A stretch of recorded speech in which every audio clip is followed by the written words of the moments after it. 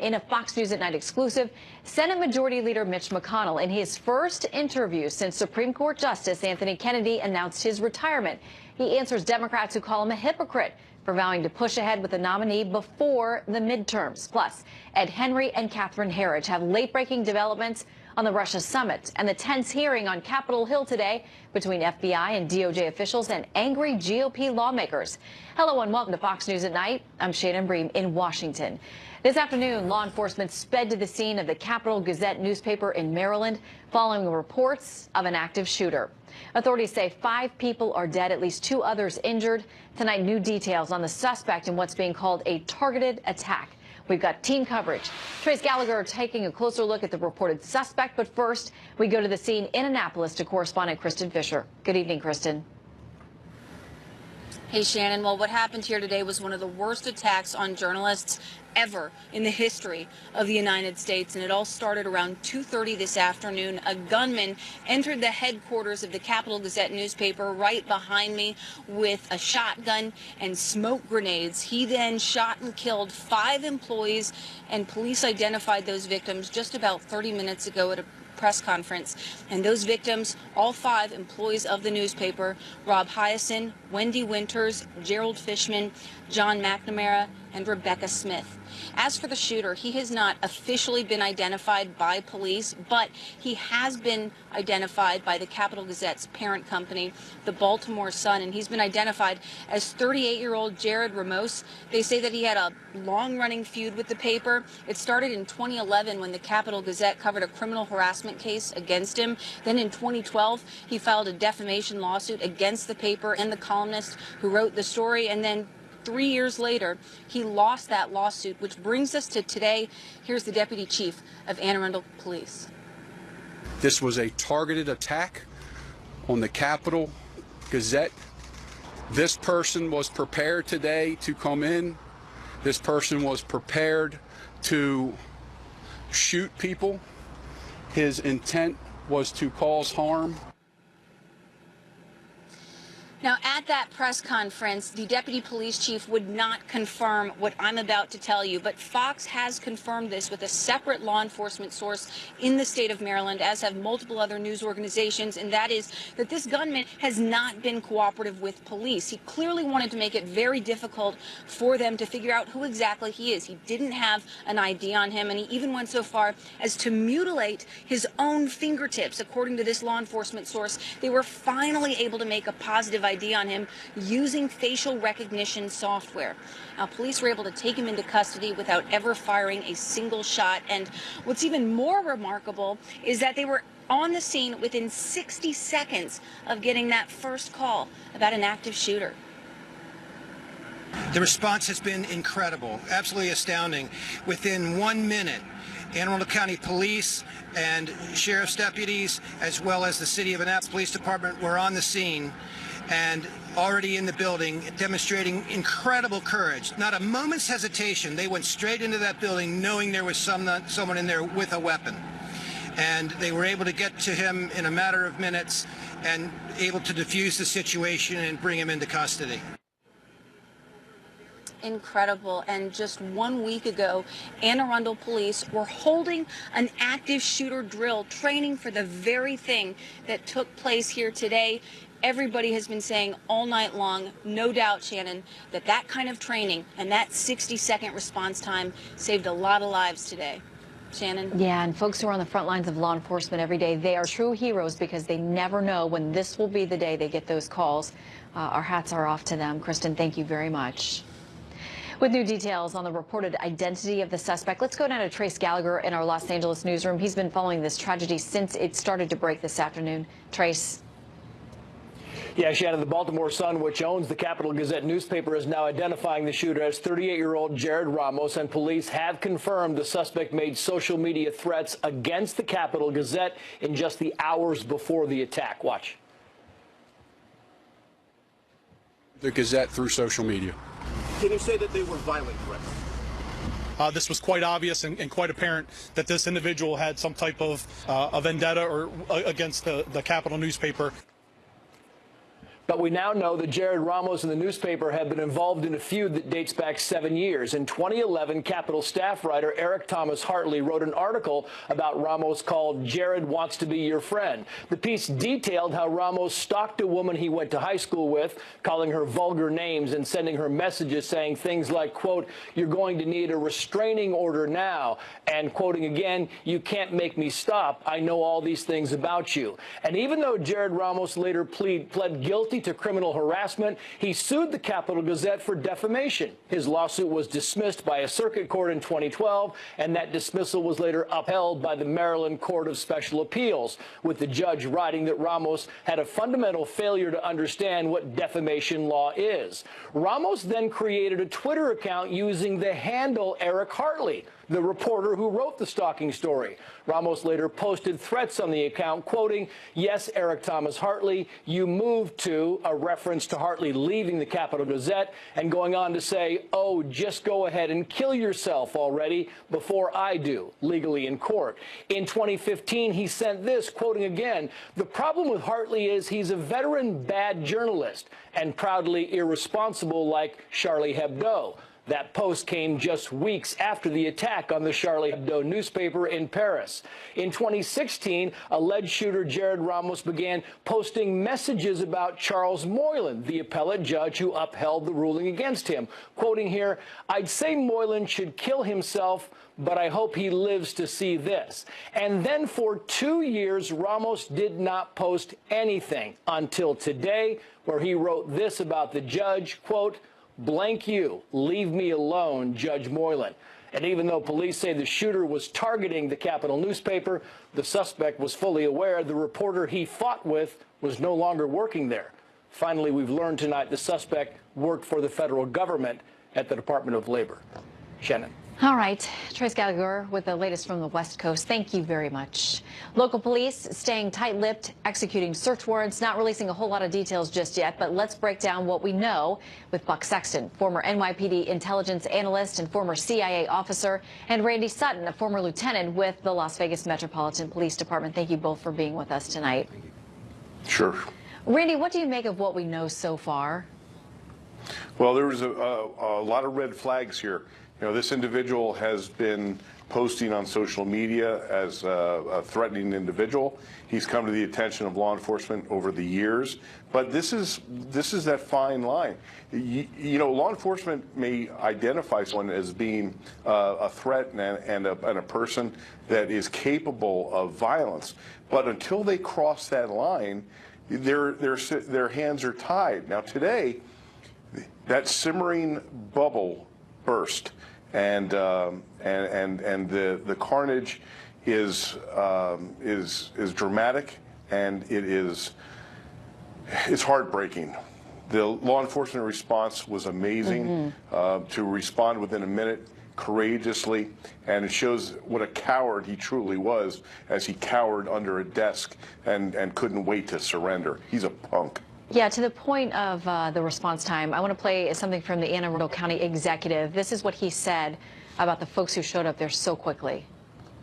I want to acknowledge the tremendous work of our public safety professionals today, particularly the Anne Arundel County Police Department, the Indianapolis City Police Department, and the Anne Arundel County Sheriff's Office. They were on the scene in about 60 seconds.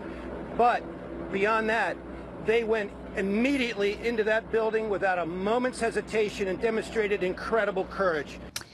Buck, this is a field that you've worked in. I mean, these folks had just run this kind of drill. I imagine it's what departments across the country do, hoping they never have this day, but it sounds like when they did, they were ready. Yes, and the response time is unlikely to have been possibly better in any way. I mean, this is about as quick as you could expect it to go. And when you look at these events, when you have somebody who's dedicated to harming innocents in this way, had some familiarity with the location, probably done some reconnaissance on it beforehand, had some understanding of where exits and entryways were, that's when you're going to have a situation where you're trying to mitigate casualties. Very hard to eliminate them entirely, but it is likely here that because of the first responder time, you had fewer people killed and wounded. And in this circumstance, again, the training of the people coming in the front door helps, the training of the people actually responding, as well as the the employees of the actual facility. Not a lot that can be done, though, that will completely eliminate this threat. It's just one of those things where you have somebody with a grudge who decides that he's going to go and shoot up a bunch of defenseless people, and there's very few satisfying security answers to how to stop this kind of thing from happening. Yeah, and Randy, as Trace outlined a lot of what we know, or we think that we know, and the dots we think we can connect with the person who was allegedly responsible today. He was angry apparently about an article that had been written about a stalking case he was involved with, or a cyber harassment issue that he had been involved with. The woman in that article talked about the fact that, finally she was able to get him to stop it. Even during those few months that she didn't hear from him or have the harassment, she worried that he was kind of stewing and simmering in silence, and she was still worried that he was going to come back. What do you do?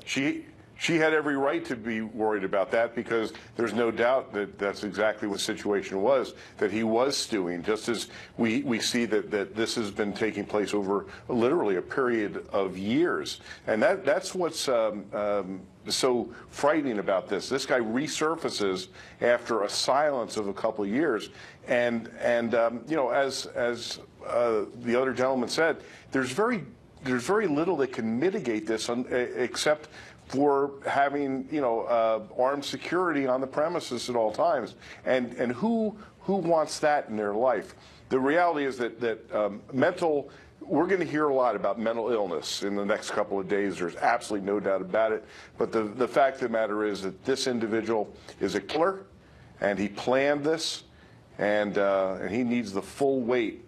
If I don't know if they have a death penalty still in that state, but there's a guy that deserves it. Yeah, I would tend to doubt it in Maryland, but I do not know that for sure. But Buck, I mean, we're being told there are reports that he tried to do something to injure his own fingertips so that they couldn't get fingerprints from him. We think that was the strategy. Yes, I want to try to diagnose this individual from afar, and also not having an MD, that wouldn't be responsible of me, but it certainly seems like he's has some categorizations you'd expect for a psychopath. I mean, some things that you would think of somebody who's crazy, obviously. By the way, DNA is a much more important marker in a lot of these investigations than even fingerprints, so it's not an effective means of trying to prevent someone from being able to track you down. It's really just more of a bizarre thing to do. This is not what you would expect from a master criminal by any means.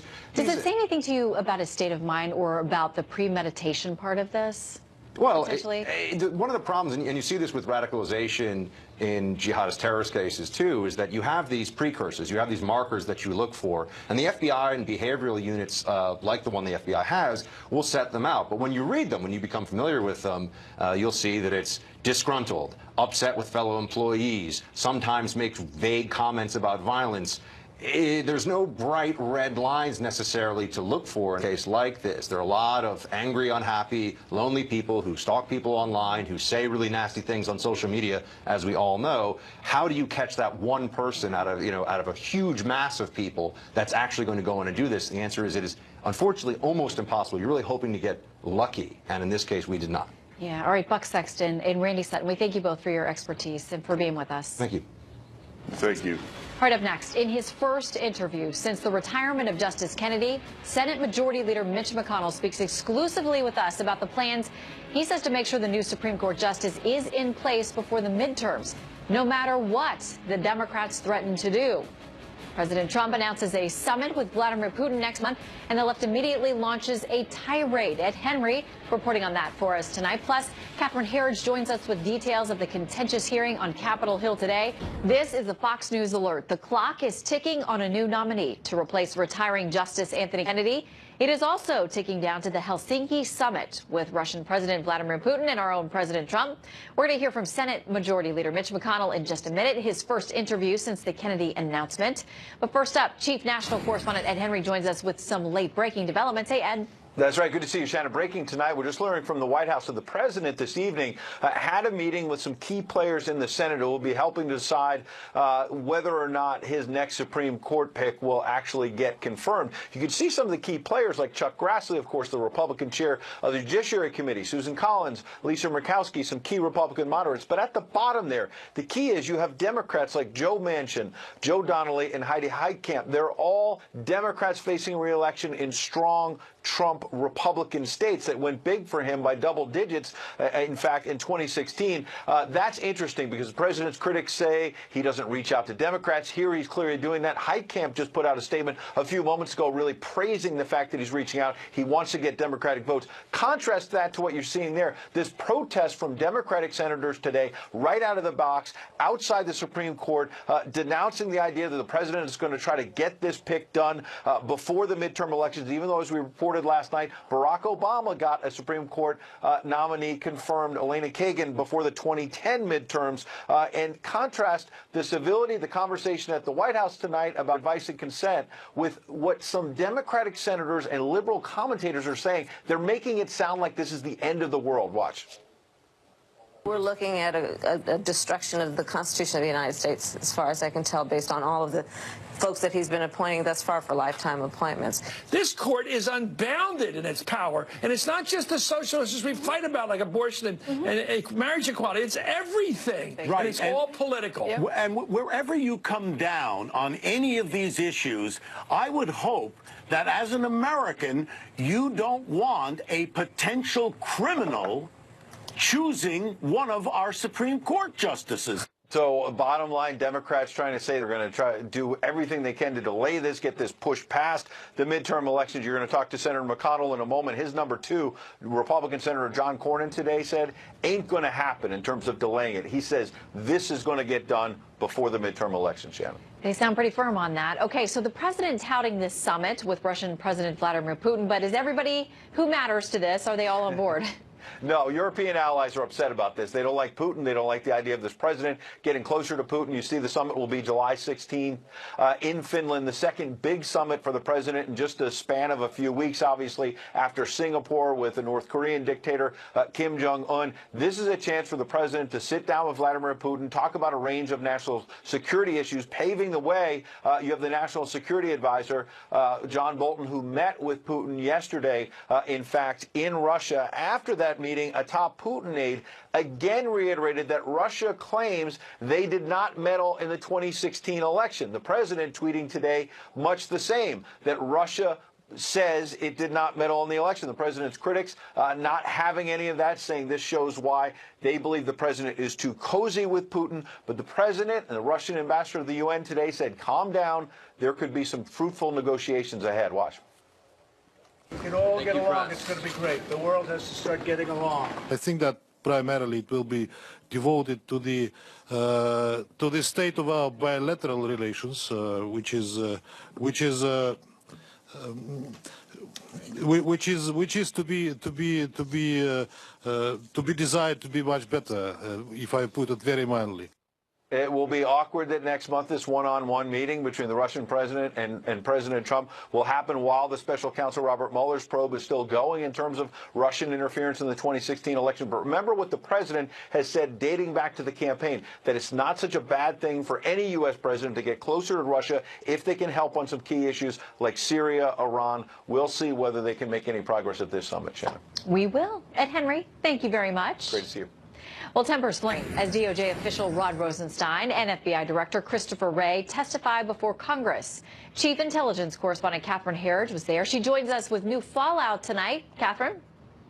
Russia isn't being hurt by this investigation right now. We are. The ripple effect of the special counsel probe dominated the hearing. Whatever you got, finish it the hell up, because this country is being torn apart. We are not going to do our investigation subject to any political influence by either side. The FBI's alleged use of confidential sources to gather intelligence about Trump campaign aides drew fireworks. I'm not keeping any information from Congress. In a few minutes, Mr. Rosenstein, I think the House of Representatives is going to say something different. I don't believe that's what they're going to say, and if they do, they'll be mistaken. I disagree, but As the hearing unfolded by a vote of 226 to 183, the House passed a non-binding resolution calling on Rosenstein to provide withheld documents under congressional subpoena. Or do you believe that you have the ability to be above the law, something the American people do not? No, sir, I do not have the ability. Good. For Republicans, there were other frustrations. So you won't say to this committee whether or not you even read the document you signed that authorized spying on people associated with the Trump campaign?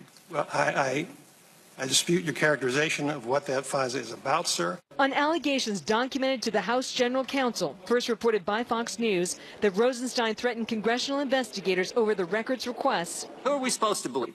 Staff members who we've worked with, who've never misled us, or you guys, who we've caught hiding information from us, who tell a witness not to answer our questions? Who are we supposed to believe? The Department of Justice. Because I'm telling the truth and I'm under oath. And if you want to put somebody else under oath and they have something different, I know these staff members.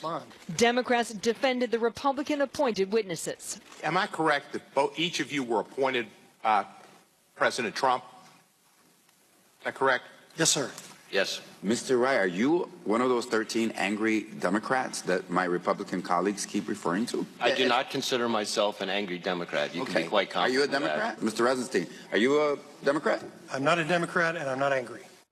The deadline for the non-binding House resolution is July 6th. Lawmakers return the following week from the holiday recess. The FBI and Justice Department continue to cite the need to protect sources and methods, as well as the ongoing Russia investigation.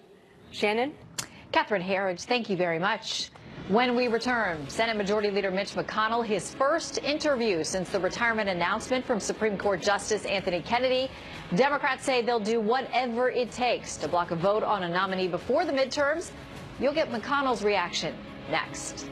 Democrats are rallying today, accusing Senate Majority Leader Mitch McConnell of being a hypocrite as the Kentucky Republican vows swift confirmation of a successor to retiring Supreme Court Justice Anthony Kennedy. The Majority Leader joins us now from his office on Capitol Hill. Good to see you tonight, sir. Shannon, glad to be with you. Okay, so let's talk about this because it sounds like you and your Democratic colleagues there in the Senate have a different idea or a different schedule idea of how this is going to play out. I want to play a little bit of Democratic Senator from New York, Kirsten Gillibrand. Here's what she says. Mitch McConnell has set the rules. He said we will not allow a Supreme Court justice during an election year. Well, what's good for the goose is good for the gander. We should not allow a justice in an election year. Your response, sir? She left out an important word. What I said in 2016 is that we shouldn't fill a Supreme Court vacancy in the middle of a presidential election year. The last time I looked, there is no presidential election this year. And in fact, 3 current members of the U.S. Supreme Court were completed in election years, non-presidential election years, and the president's nominee to this Kennedy vacancy will be confirmed in a non-presidential election year.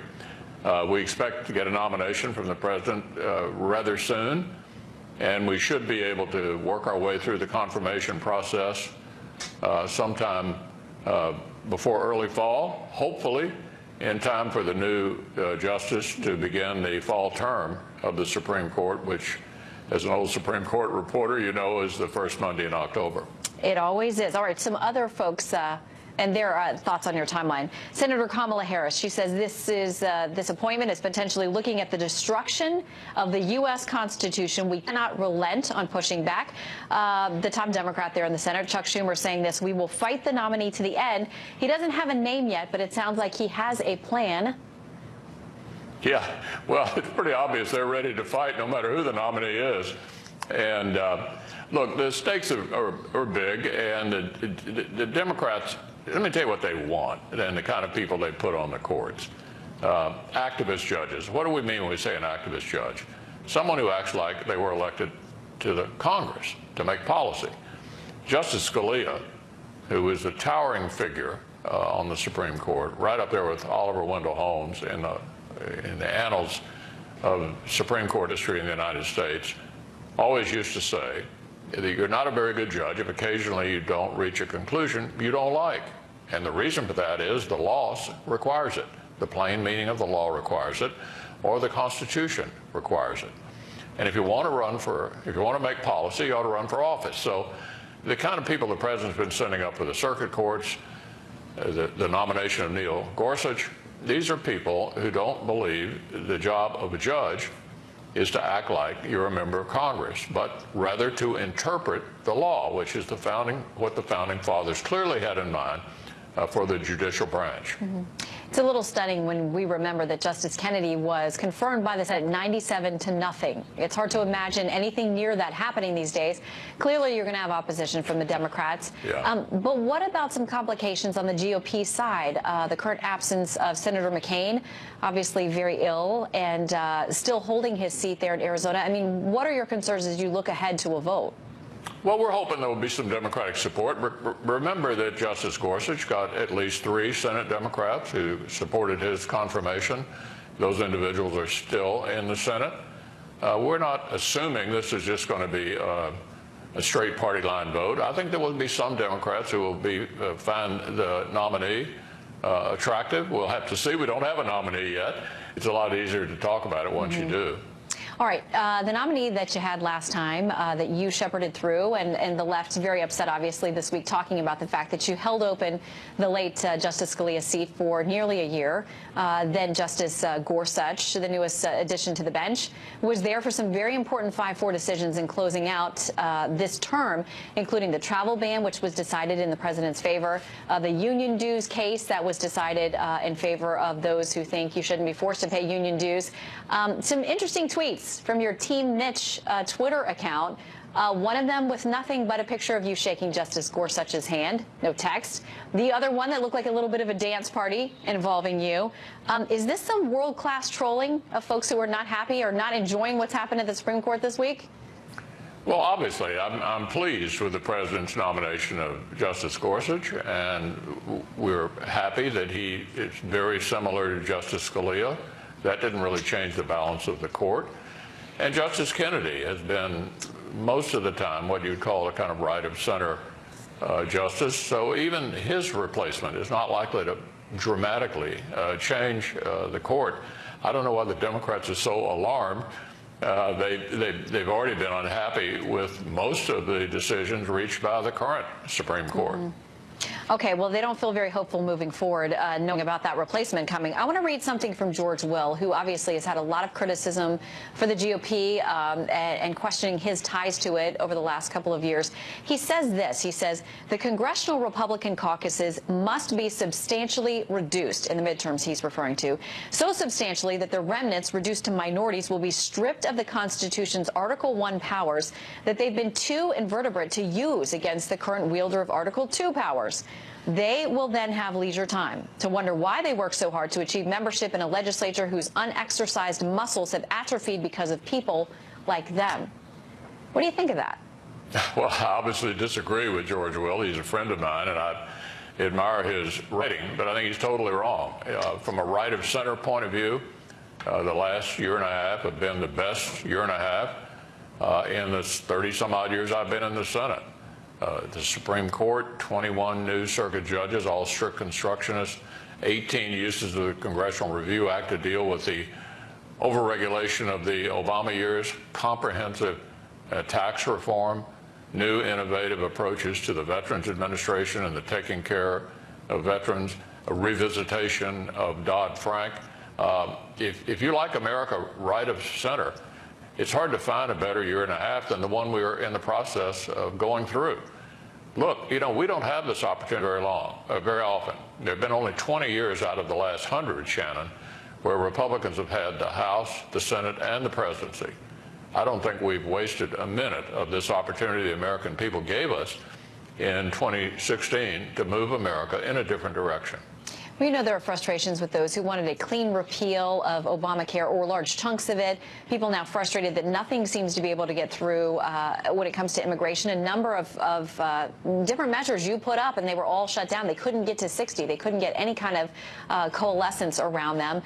They're frustrated, and you know, you got people calling for a change to the legislative filibuster. Do you foresee a time when you would be willing to take that down to 51 votes? And do you think the Democrats would do it if they end up with 51? The answer is no and no. I wouldn't do it, and they wouldn't do it. And that would fundamentally alter the Senate in a way that I think our party would not like in the long term. Remember, I just said we only rarely control all 3 branches of government. But for the requirement of getting 60 votes, the Democrats would have already passed socialized medicine during the Obama years. They would have already gotten rid of state right-to-work laws during the Obama years. I think it's important to take a longer view of the best way to protect conservatism in the country. And frankly, we have not had a dominant position all that often in the United States Senate. And so the requirement of the Democrats to get 60 votes has saved us from an awful lot of left-wing policies over the years. I want to ask you, too, about people who say that Republican leaders, and there's a hint of this in what George Will is saying, not more than a hint, that Republican leaders aren't standing up to President Trump when he is getting things wrong, in George Will's view and others' views, who thinks he's actually hurting the party for the long term. How would you describe your relationship, your working relationship or personal, with the president?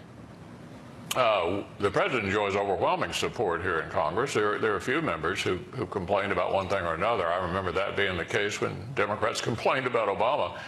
I, for example, have supported the president 96% of the time. We're overwhelmingly in support of his legislative agenda. The president has solid support in the House and Senate among Republicans. All right, I want to take you back a few days to, you were, I believe, on Georgetown's campus with your wife, who is the Transportation Secretary, Elaine Chao. We've got a little video of some folks that at least are identified on social media as students and how this played out. We're going to take a look at that. Why are you separating families? Huh? Why are you separating families? Why are you separating families? Why did you leave my husband alone? Why are you separating families? Why did you leave my husband alone? I'm not trying to disrespect you, but why is he separating families? He's not. I'm not trying to disrespect you. I'm not trying to disrespect you. He's separating families. He's separating families. You leave him alone. My husband alone. Well, she's not only an accomplished woman in her own right on many levels, but she seems pretty tough there when it comes to folks coming after you, too. Yeah. You know, Shannon, I said to Elaine, I said, well, why don't you just quietly get in the car? She ignored my advice and went right up to him and told him what she thought. I loved it. It went viral on the internet, and I've got one tough wife. I'm really proud of her. Yeah, and people may think twice about approaching the two of you out in public.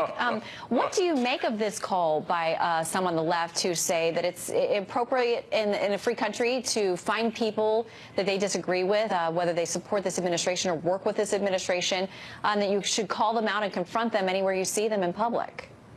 Look, you know, I'm a big believer in free speech.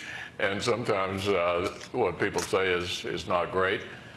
I do think poor behavior is not a great way to convey your views. And I think getting in people's faces in public places and trying to make them uncomfortable it certainly is not a great way to sell your point of view. But I think everybody ought to have their fair say. You know, Shannon, you've worked in Washington a long time. There's somebody demonstrating over something here every day somewhere in Washington.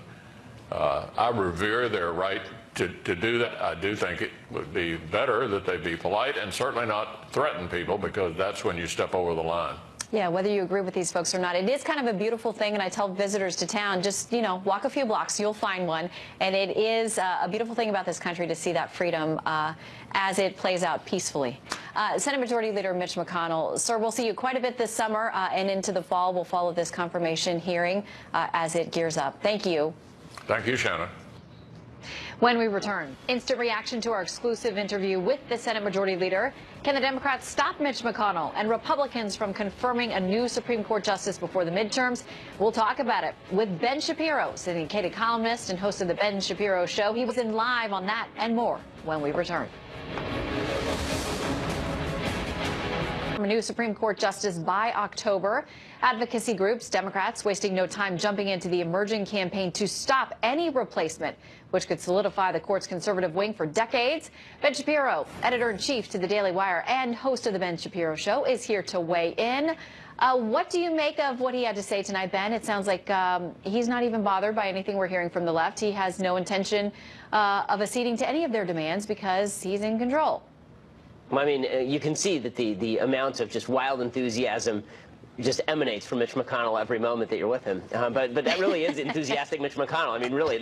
That is him excited. That is him excited. Yeah, that's him excited, right? I mean, for a guy Don Blankenship termed Cocaine Mitch, I mean, if that's Mitch McConnell on the natural cocaine of a good political cycle, you know, you'd hate to think what he's like when he's downgrade. But it is amazing. I mean, what he's saying there is basically correct. As for everything from the filibuster, which he was right about in 2013 when Harry Reid decided to nuke the filibuster over judges, to what he's saying, about immigration.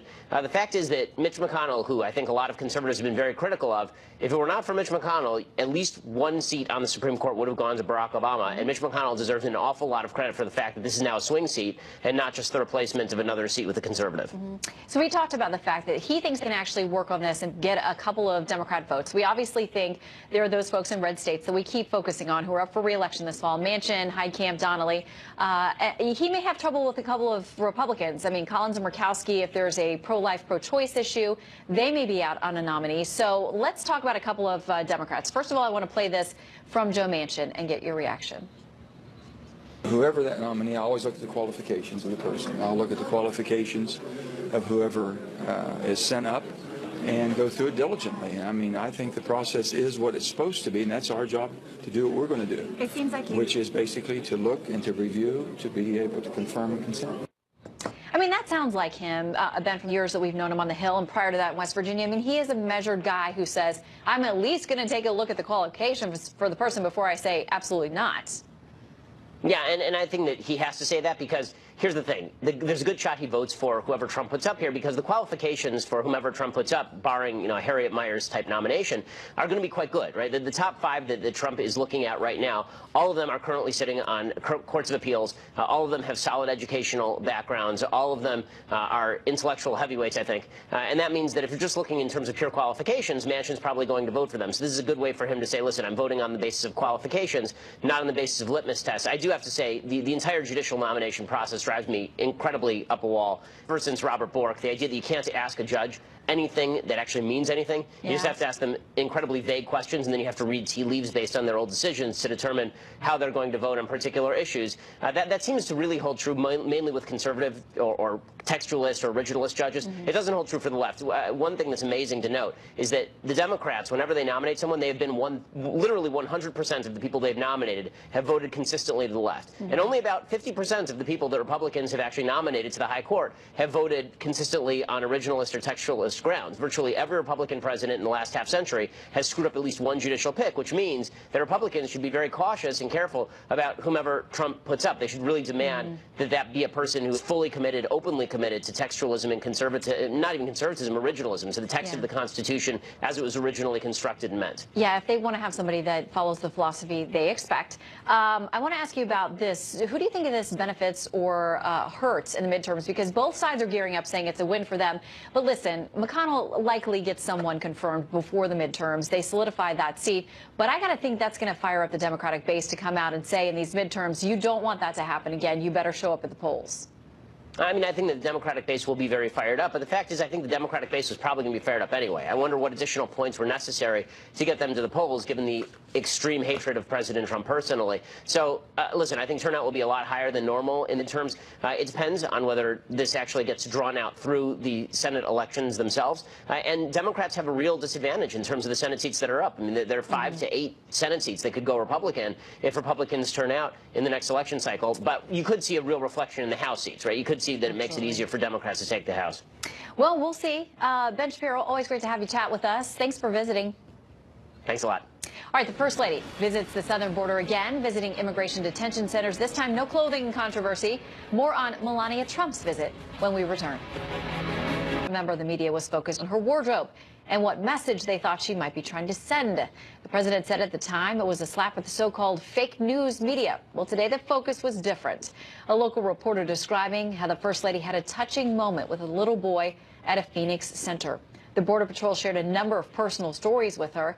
And then Mrs. Trump was also shown a photo by Border Patrol officers of a 6-year-old left near Luke Air Force Base with a Coke bottle and a note.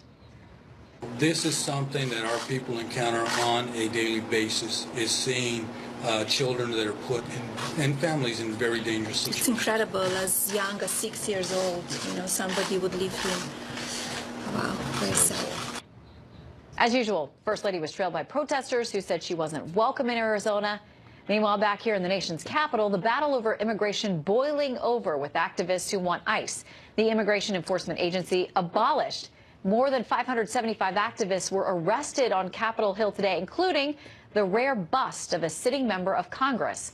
Washington Democrat Pramila Jayapal was arrested along with others for demonstrating inside a congressional office building. Stay with us. Our Midnight Hero is next. The Barringer family fishing while out on vacation in Fort Lauderdale. They saw smoke in the distance. Check out this video. Turns out it was a 45-foot charter boat that had caught fire. Well, the family acted quickly. They went straight to the burning boat, pulled alongside. They got the folks off that boat to safety. Because of their fast action, all 6 on the burning boat were safe and sound. No injuries, thanks to the Barringer family, who are being called heroes for their quick action. Check out that video, able to save folks. Video that at the same time getting away from it. I'm not going to say who, but somebody in this studio wondered if that boat burst into flames. Sure, the insurance company wouldn't have been happy about that. But the good news is everybody's safe. That family saw folks in need. They didn't think twice, and they went and rescued them. They're our heroes tonight. Most watched, most trusted, most grateful you spent your evening with us. Good night from Washington. I'm Shannon Bream.